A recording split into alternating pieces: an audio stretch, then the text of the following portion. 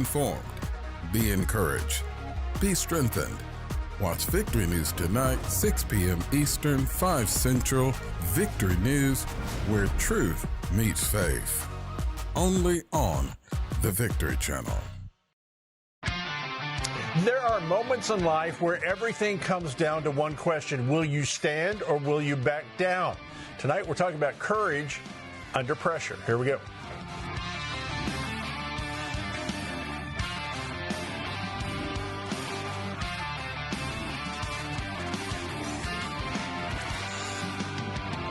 All right. Hello, America. How are you? We're starting off a new week, and it's going to be a good one. Welcome to Unclassified. I'm Greg Stevens. I have been thinking about tonight's program all weekend, and a couple of words came to mind. Courage and pressure. Because it's easy to talk about courage. It's easy to talk about conviction when conviction costs you nothing. It's easy to say you believe in something when nobody's asking you to prove it. But eventually, life always puts you at a crossroads, and somebody will say no. No, you can't. No, you shouldn't. No, you don't have the authority. No, you don't belong here. And then you have to decide what you're actually willing to stand for. Do we have the willingness to recognize the seriousness of the moment without being paralyzed by the moment when we're in it? There's a new film, The Brink of War, from Angel Studios. It takes audiences inside a deep, high-stakes chapter of history. I am old enough to remember it, when decisions made behind closed doors had the potential to change the course of nations and impact millions of lives. It's a story about leadership under pressure, the enormous consequences of the choices that our leaders make. Before we meet one of the producers behind the film, take a look. Here's the trailer. We face an enemy that is ever growing. We need to protect the American people. President Reagan, you got us here, sir. You got the Russians to the table. Gorbachev came to play. But if we fail here, there will be war. Of all the places on Earth you could pick for a meeting about the fate of the human race, you picked a house in Iceland? Perfect for security. Good to see you, Mr. President. You're early. Always looking for the advantage. I never imagined I'd see the controls for 70,000 nuclear weapons in the same room. Here we are, the two of us, deciding whether there will be peace or war in the world. We have tens of thousands of nuclear warheads all pointed at each other. Why don't we just get rid of all of them? Every single nuclear weapon on Earth gone. This is a fantasy. You have come in here with a fantasy. I know how lonely the job feels. Being responsible for millions of people. The Russians will not listen unless we are strong. You have a history of suspicion of us. He is scanning all our communications. How do you expect my people to trust you? The United States will remain strong.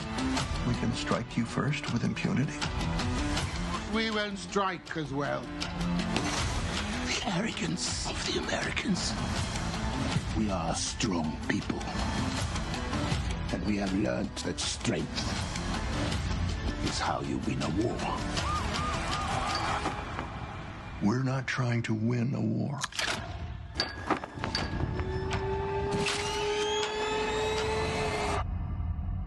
We're trying to end one.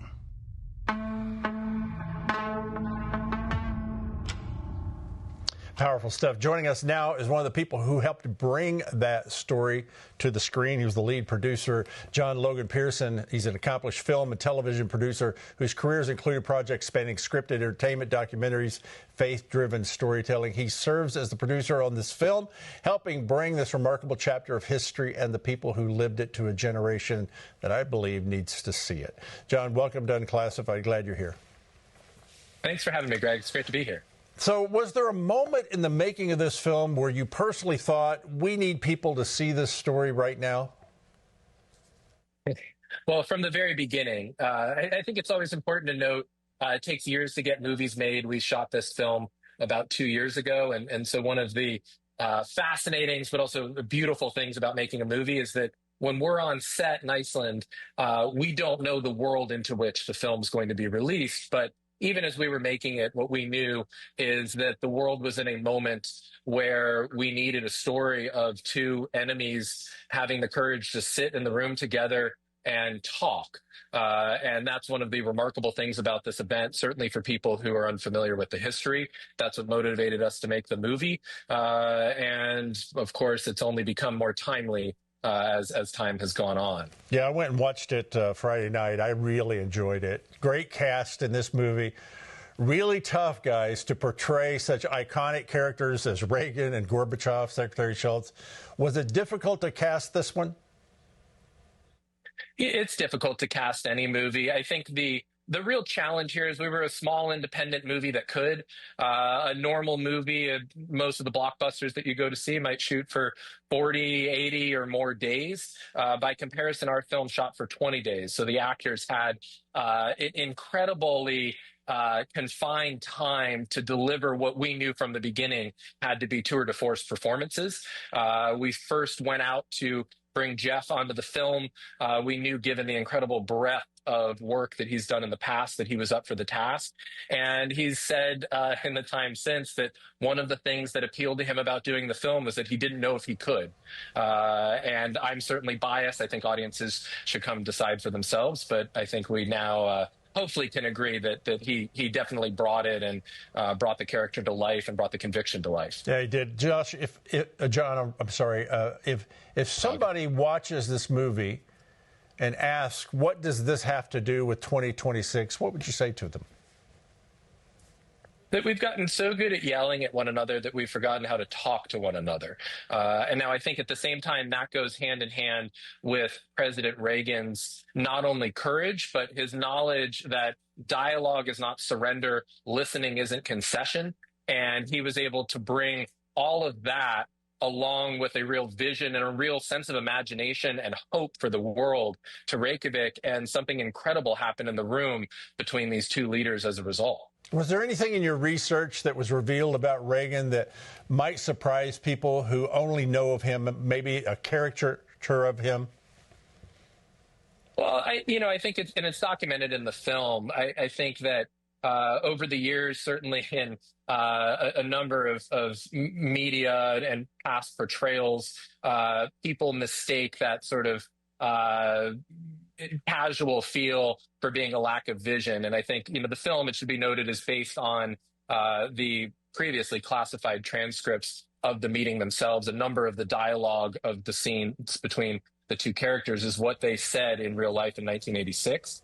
And you see a leader there who stood by his convictions, had a vision for where he could take the future, and had the confidence of where peace through strength had brought the United States. He knew that he had brought the Soviets to the table, and he then knew that finding the humanity between the two leaders was going to be the path forward. And by his own description, they were sitting down to decide if there was going to be peace or war in the world. And that's an incredible sense of optimism. It's incredible courage, but it's also vision to see that through while maintaining your conviction and make sure that you're setting a better future. Right. You said the phrase that I wanted to ask you about now. Reagan famously believed in peace through strength.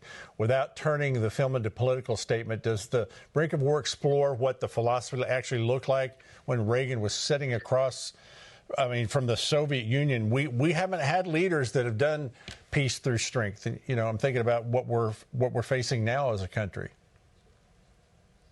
I think that the film itself looks at the single weekend and is confined to that incredible weekend. But as the film references, it was that peace through strength that brought the Soviets to the table. And look, the courage goes on both sides and should be acknowledged. There's not an equivalence, certainly, between the two. But you had in Gorbachev a leader whose country was being brought to its own brink. He knew that it was unsustainable. He knew that he was not going to be able to follow the United States into space. And yet, coming to Reykjavik, agreeing to begin to find a path forward, he was putting his own life at risk at the same time as well. And so I think what we see through this story is it took two to tango.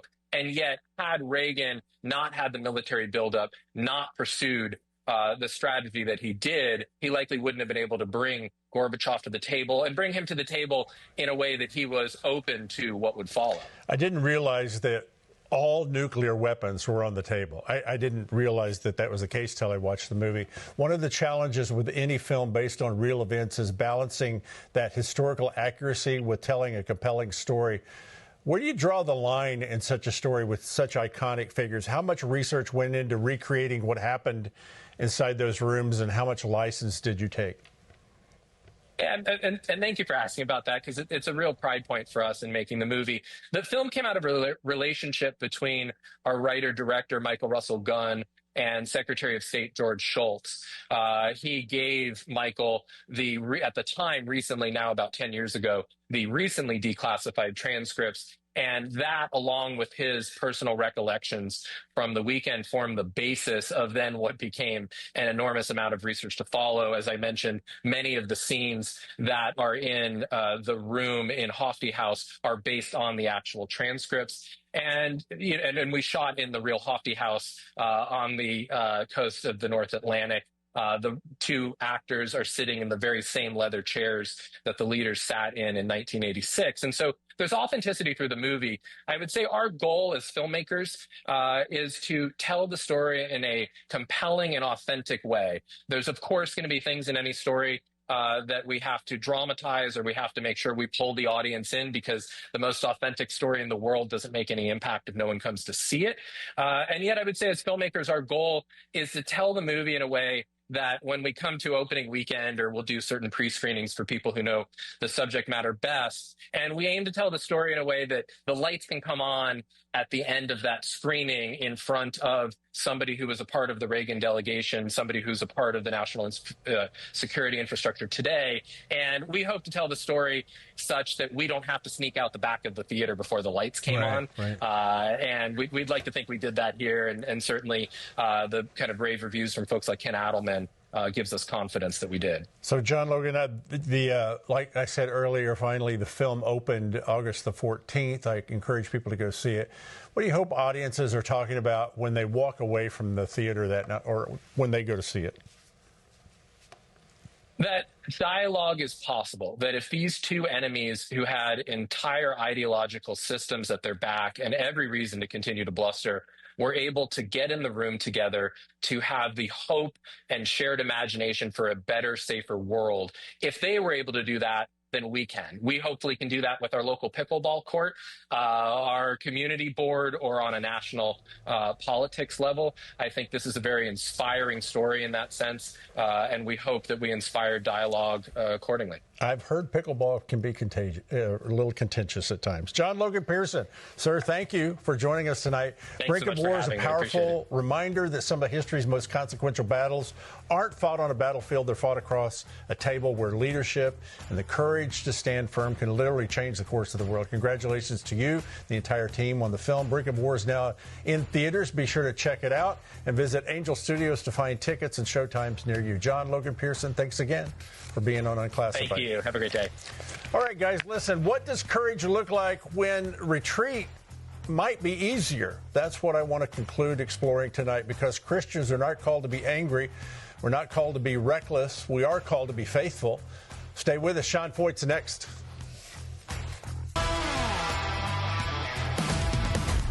The Victory Channel is committed to bringing you the Word of God through every available voice. That's why you can access this 24/7 channel through our many outlets, such as GoVictory.com, DirecTV, Dish, Roku, YouTube, Rumble, our Go Victory app, Apple TV, and many more. Find your perfect connection when you visit GoVictory.com/watch now. And thank you for watching the Victory Channel. The countdown to the midterms is on. From Alaska to Florida to Wyoming, voters head to the polls as we enter the final 80-day stretch until the 2026 midterm elections. Who will advance, and what could these races mean for the balance of power in Washington? Get the results, the analysis, and the races you need to watch. America stands August 18th, right here on Victory.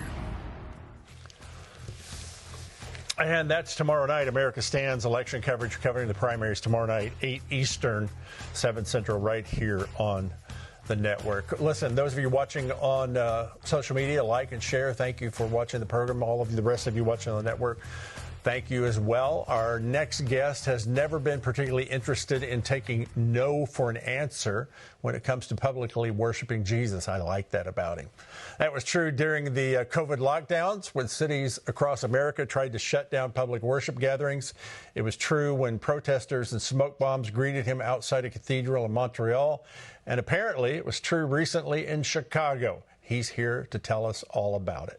John Feucht is a worship leader, missionary, author, and the founder of Let Us Worship and Burn 24/7. For years, Sean has taken worship outside the four walls of the church into some of the most contentious public spaces in America. Now he's telling that story and the lessons he's learned along the way in a new book, No Turning Back. Sean, it's always great to have you with us. Welcome back, sir, to Unclassified.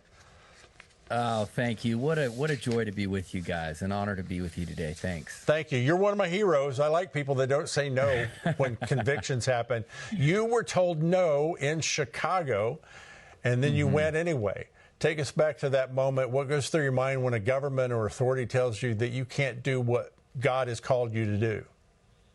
Yeah, I mean, listen, this story is really wild and actually very bizarre.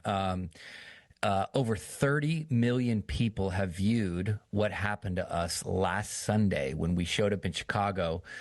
For 3 months, we had been trying to secure a permit to worship in the city. The city had told us no. And of course, you know, we got a First Amendment right. We know all that. However, we really felt like we were supposed to lead off our gathering that was happening at a church in the south side of Chicago with the Jesus March, just like we do every year. So we didn't get a permit, but we still gathered, and come to find out when we showed up at the exact place where we had been advertising that we were going to come, there was a massive Muslim march with thousands of Muslims, an unbelievable amount of police protection and escorts. And it was something we weren't expecting, we weren't looking for, we didn't provoke, and yet we found ourselves in the middle of this. And a lot of people have seen it. Well, I watched it, and I've been praying that Muslims would meet Jesus. You brought him there. You've had people yell at you. You've had disruption of events, physically interfere. What keeps you? How do you not get angry when these things happen? Or do you get angry? You know, I think I used to kind of view what probably many Americans view in the classic sense of persecution and pushback and resistance. Oh, maybe we're doing something wrong. I don't know. Maybe we're not in the will of God. However, I've started to view it now as actually confirmation that it's actually where we're supposed to be. And I believe that that's a good theological shift for a lot of Americans to go through. If you want to follow Jesus in 2026, you are going to have resistance. You're going to have controversy. You're going to have pushback. The devil's going to hate what you have going on. And so a lot of times the resistance, the warfare, the pushback actually proves that you're on the right track. And that was very much so last week in Chicago. So was there what was the reaction of the Islamic rally or march that they were having when you guys marched back? I watched it online, but was there anything you could tell me that happened about that? Yeah, I mean, I have 20 years, so 2 decades of missions experience in the Middle East. We have a base in Iraq. We have been going into the Muslim world for a long time. So I understand the Quran. I understand the call to prayer. I know what they're speaking over the loudspeaker when they come into cities, when they declare stuff, and especially in Chicago because they were interpreting it from Arabic to English. And so for me, it's a revelation of the spiritual war for the battle of our city. So when they started doing that, we're like, okay, we're gonna gather right here, and there's a battle in the spirit. Who will be worshipped on the streets of Chicago and the streets of America? Is it going to be Allah, Muhammad, or is it going to be Jesus? You know, and this is our 250th birthday as a nation that was built on prayer, on the Bible, on the Word of God, on the foundation of people that followed the Lord. So we take it very seriously. We did go through our march. We did the worship, and we actually coincidentally enough, marched, and you can watch this all, it's all on my social media. You can go and watch the whole thing. We walked down Michigan Avenue right through their gathering. We didn't know they were going the same way as us. And it was peaceful. I mean, but it was, I think, a shock to them. You know, in a lot of these cities, especially across Michigan, Minneapolis, New York, they don't have any pushback. People just roll over and let them go and do whatever they want. Not Chicago. We showed up, the church showed up, we worshiped, we were loud and proud for Jesus, and I was very grateful for the response of the church. Now, you call this the Roots of Revival Tour. Why do you believe revival in America requires us to recover that history? I think you're right. Because our nation, I'll put it in the words of my son, I have 2 teenagers and 2 other younger, without God, without revival, we're cooked as a country. And, you know, I think that it's so vital. This has been our heart this year as we've traveled across America to some of the biggest cities and some of the historical wells of revival, is to remind the nation that we are one nation under God. And if we don't return back to that dependence on him, we have no path forward. And so seeing the rise of Islam and the rise of other things is an indication that we're in the middle of a spiritual battle. So what happens, and I'm going to use the church and it's a broad brush here, what happens when the church, they say they want revival, but they don't want to take responsibility, they don't want to step out? What is that then? It's not revival. Yeah, I mean, revival requires boldness. It requires courage. It requires, in many ways, controversy, you know, because you're upsetting the apple cart. You're challenging the cultural norms. And right now in America, Christianity, and I'm a hope guy. I'm an optimist. Christianity is not the first. It's not the second. It's not the third. It's not the fourth. It's not the fifth. It's the 6th fastest growing religion in America, the walls of the church. Yeah, Jesus had to turn over some tables a couple of times. So, and that happened to be what we would call in the church. It was the temple when that happened. Now, the new book is called No Turning Back. That's a pretty definitive title. What would cause a Christian to turn back, Sean? I think, you know, it's an identity issue. I think that you really have to know who you are and whose you are. And you have to walk in that divine authority. And you're not going to find it from the algorithms, from the internet, from the media. You're going to find it from him alone. And once you find out who you are, then you become unstoppable. And you know that you were created for such a time as this. And so that's my heart, is that people would find identity, they'd find calling, and that they would really be encouraged by reading the book to step out in this season where we need all hands on deck to do the work of the kingdom. I absolutely agree. I believe the church has lost its identity. Therefore, the nation has lost its identity. I mean, we have trouble defining what a woman is now. And I'm going to put that back at the church. If we would have taught our true identity, who we are in Christ, that trickles down, I believe, everywhere in our society. Even with the disciples, Sean, it said, you're one of the Galileans. I mean, they could tell they had been with Jesus. Yeah. Their identity had changed. And I see a lot of people today that are Christians, but I mean, like, I want to ask them, and I'm not trying to be judgmental here, but I want to ask people, do you know him? I mean, do you really know him? So let me ask you about courage, because you can't control every single person that's in a march or in one of your worship. And I've watched you a few times now, and all of your people are very into what's happening, but they're not reckless. Can courage become reckless? How do you guard against that? You know, I think courage and boldness, like, it's different than being, like, for example, an angry conservative. And there's a lot of those out there. You know, they're taking our cities and our values. And it's like, no, the Bible says that because we have such a hope, we are very bold.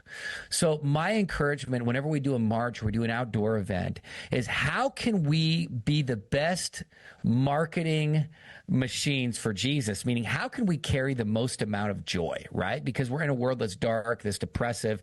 You know, there's the addiction's higher than it's ever been. Suicide's higher than it's ever been. Oppression's higher than it's ever been.